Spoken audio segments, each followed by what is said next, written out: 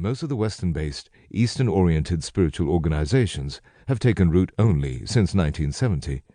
The Integral Yoga Institute centers, the Sivananda Yoga centers, and the Sikh-oriented 3HO organization all have come into existence since 1970.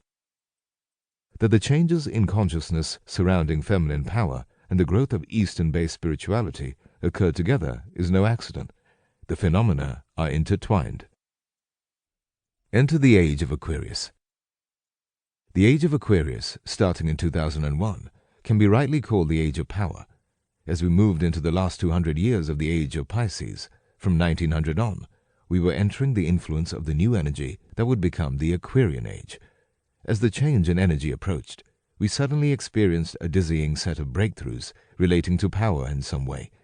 It is only in the last 200 years that we have harnessed the power of electricity that ultimately transformed our society from one that used fire-forged tools and horseshoes to the advent of electric-powered factories and computer-driven industries. While the automobile is commonly credited for sweeping changes in our culture, it is electric power that is the real foundation for everything we take for granted in the way we live today. Without it, we would still be stoking up the coals down at the blacksmith shop instead of plugging in electric-powered forges. We would still be delivering ice to keep food fresh in ice boxes instead of putting food in the refrigerator.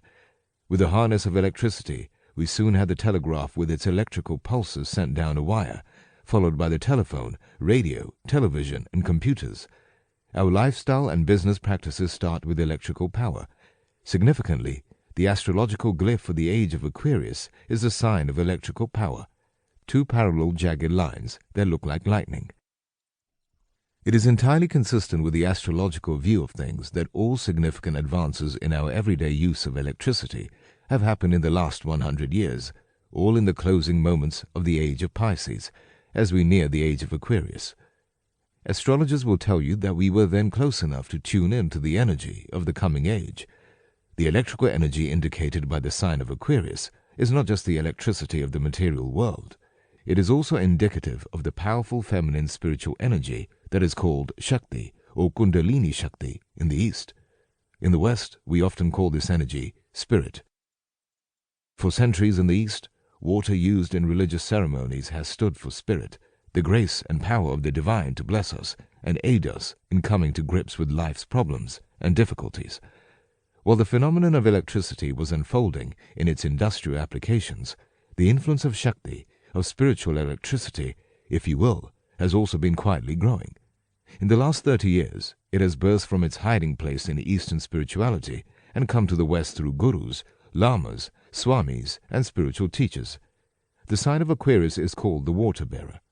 In addition to its symbol of two jagged lines, the sign of Aquarius is often shown as a person, many times a woman, holding a jug of water, indicating that the person is carrying something that flows like water. On the one hand, the astrological Aquarian symbol stands for electricity, while the other commonly accepted symbol shows a person carrying water. Putting the two ideas together, Aquarius can be said to show that a person can carry spirit that flows like water, spiritual electricity. This is not inconsistent with the idea common in the East that the advanced spiritual adept carries and wields the great feminine force called Shakti. Viewed from the Eastern spiritual perspective, Aquarian energy is spiritual power, Shakti power, the power of the great feminine. As we approached the Aquarian age, it became apparent that the spiritual power of the great feminine was not to be confined and hidden. Just as the power of the feminine is moving women forward in society, now it is also pushing out of mystical obscurity and making inroads into the Western spiritual consciousness. Whether discussing the science of electrical energy or the power of Shakti, we are looking at ever-increasing manifestations of power, the power of the great feminine. At the same time, and at least in part because of the increase in the feminine spiritual energy, there has been an ongoing raising of consciousness, described in the East as a masculine attribute. Not only is there a balancing of the two sexes, but we are able to comprehend it consciously and understand it for what it is. To look at it another way, the ideas we contemplate every day are essentially masculine in character because consciousness is masculine.